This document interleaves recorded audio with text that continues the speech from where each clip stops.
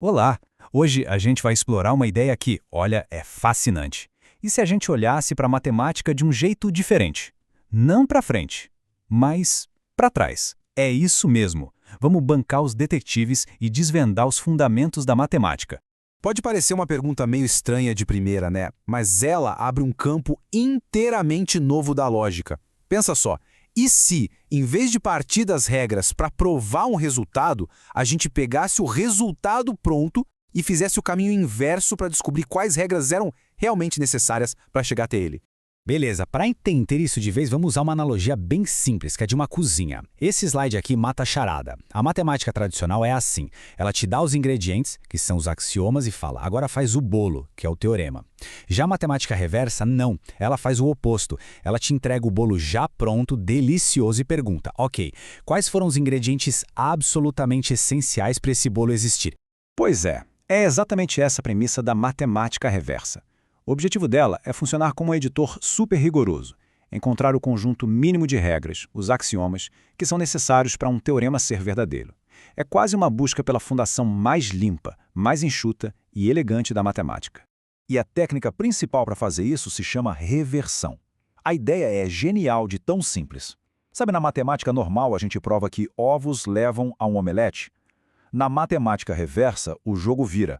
O objetivo é provar o contrário, que a existência de um omelete implica que em algum momento teve que ter ovos.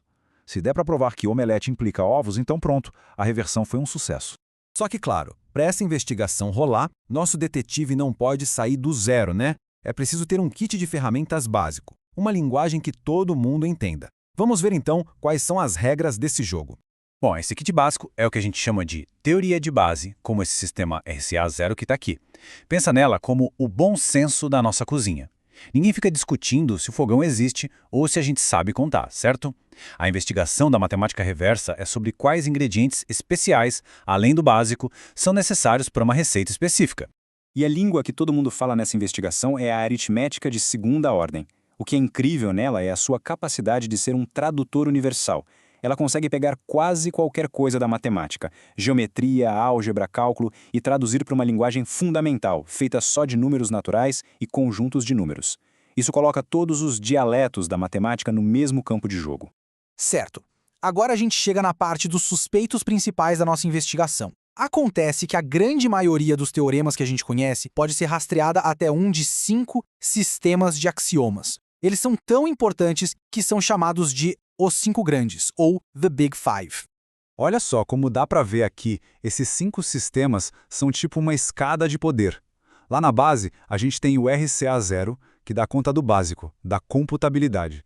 Subindo um degrau, o WKL0 já é necessário para certos teoremas sobre compacidade. Mais para cima, o ACA0 e o ATR0 lidam com infinitos cada vez mais complexos. E lá no topo, o Pi11CA0 é preciso para os conceitos mais abstratos, mais esquisitos. Cada degrau que a gente sobe é como se o preço lógico ficasse mais caro. E aqui a gente vê isso na prática. Dá para a gente literalmente classificar os teoremas e associar cada um ao seu suspeito principal. Teoremas sobre compacidade, por exemplo, quase sempre vão exigir o sistema WKL0 como ingrediente mínimo. E ao fazer isso, a gente não está só organizando as coisas, a gente está, na verdade, criando um mapa da estrutura lógica da matemática, revelando conexões que antes estavam escondidas. Tá, mas aí fica a pergunta, para que todo esse trabalho de engenharia reversa?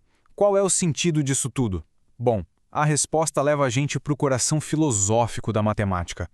Para que serve, afinal, descobrir o preço de cada prova? Essa frase aqui resume tudo de um jeito perfeito. A matemática reversa nos força a confessar o preço lógico de cada teorema. Não é só sobre classificar, é sobre entender o custo real do nosso conhecimento. Cada prova matemática exige que a gente aceite uma suposição fundamental como verdadeira.